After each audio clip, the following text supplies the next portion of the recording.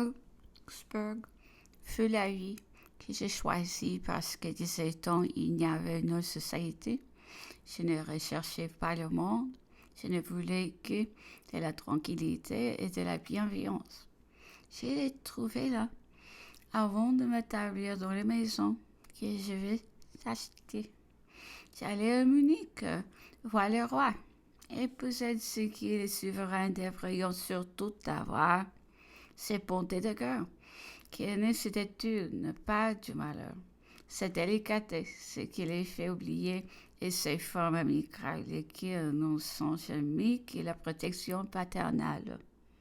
Il me reçut parfaitement et il mit de l'attention à me marquer les mêmes écarts qu'il me prodiguait autrefois. Il ne croyait sans doute pas, comme beaucoup d'autres, qu'il pût anéantir une cause perdue. Il fallut traiter sans confidence une personne qui, peu de temps avant, on eût été très flatté d'accueillir.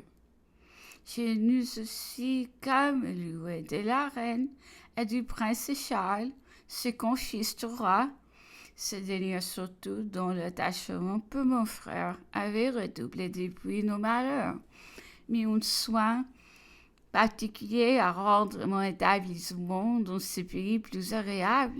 Les autorités, à l'exemple du souverain, me traiteront avec les plus grands égards, et les habitants eux-mêmes sembleront vouloir me faire oublier que j'étais parmi des étrangers. J'étais séparée depuis longtemps de mon fils aîné, pour ne pas m'en affliger beaucoup. Son père consentit à l'envoyer passer 2 mois avec moi. Ce fut une véritable consolation après de si cruels tourments. Mon mari désirait aussi voir son second fils. Je me décidai à faire le voyage d'Italie. Je partis au mois de juin 1818 pour aller prendre les bains de mer à Livourne. J'éprouvais une douce satisfaction à traverser un pays tout plein encore de souvenirs de mon frère. Chaque route nouvelle, chaque monument élevé ou restauré était bien conduit à son administration. Cela était fait tout le temps des Français, me disait-on, et je jouissais de voir confiance avec tout qu'on calomniait journellement, quoique sa grandeur se montra encore à chaque pas, n'avait pourtant répondu qu'il était bien fait. Le mouvement, la vivacité du peuple italien me rappelleront le caractère français et j'en éprouvais quelque chose. Avec les dispositions de mon âme, la tristesse du Nord m'avait convenu d'abord. Elle était plus d'accord avec mes impressions, mais cette distraction si nécessaire que croissant des objets nouveaux, on les fuit souvent. Vos chaînes pourtant, elles vous fait du bien, car elles vous enlèvent à vous-même sans effort, sans volonté. La douleur, sans quartier, dans le bien-être d'un si bienfaisant climat et au spectacle de ces puissances divines qui animent tout ce qui vous environne, les yeux jouissants et l'esprit de le cœur blessé se reposant. Élevé au milieu de la grandeur française, je fus frappé de voir que des simples ruines se passaient encore la magnificence de nos monuments. Ce siècle des Romains a-t-il donc enfanté de merveilles? Le nôtre en était si loin? La réflexion me consolait de la différence quand j'ai songé que chez eux, le plus superbe édifice était le travail de l'esclave, et que chez nous, ils sont l'ouvrage de l'homme libre. Le maréchal Ney, qui était alors en Italie, vint près de moi.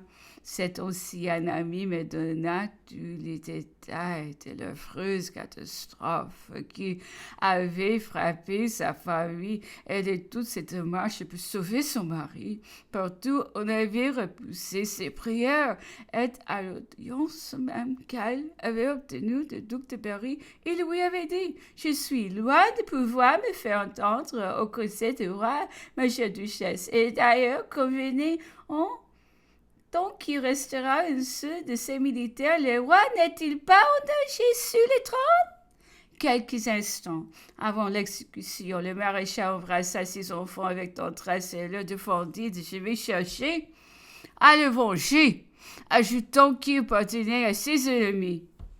Comme sa femme lui parlait à travers ses sanglots de l'espoir qu'elle avait encore dans la clémence du roi, il lui répondit « Allez l'implorer si vous voulez pour moi. Je ne veux pas demander de grâce. » Mais partout elle fut repoussée. On ne pardonnait pas dans ces temps-là. Et lorsqu'arrivée aux Tuileries avec sa sœur, elle se citait. Tout le monde la laissait pénétrer jusqu'au roi. « Vous ne pouvez le voir, répondit un officier. Sa Majesté est à déjeuner. Cela troublerait sa digestion. » Tant de malheurs ayant donné au caractère de la duchesse une énergie qu'elle n'avait pas naturellement, plutôt distinguée pour la sensibilité de son cœur. Sa bonté, sa douceur, sa franchise et posséder les talents, les charmes qui font une personne remplie d'agréments, mais devenue l'unique appui de ses 4 fils. Elle s'était pénétrée de l'importance de ce nouveau devoir. Quoique ma vie lui fût connue, elle ignorait pourtant une grande partie de mes nombreuses souffrances. C'est ce qui la détermina sans doute de seconder de son influence le projet de se réunir à Rouen, que mon mari semblait former encore. Il était heureux de le voir dans la nouvelle de mon arrivée, s'était logé assez près de moi et me faisait parler souvent du désir extrême qu'il avait de me voir renoncer à la Bavière et me fixer en Italie. Mes enfants même devaient notre première entrevue se jeter à nos pieds et nous conjurer de ne plus nous séparer.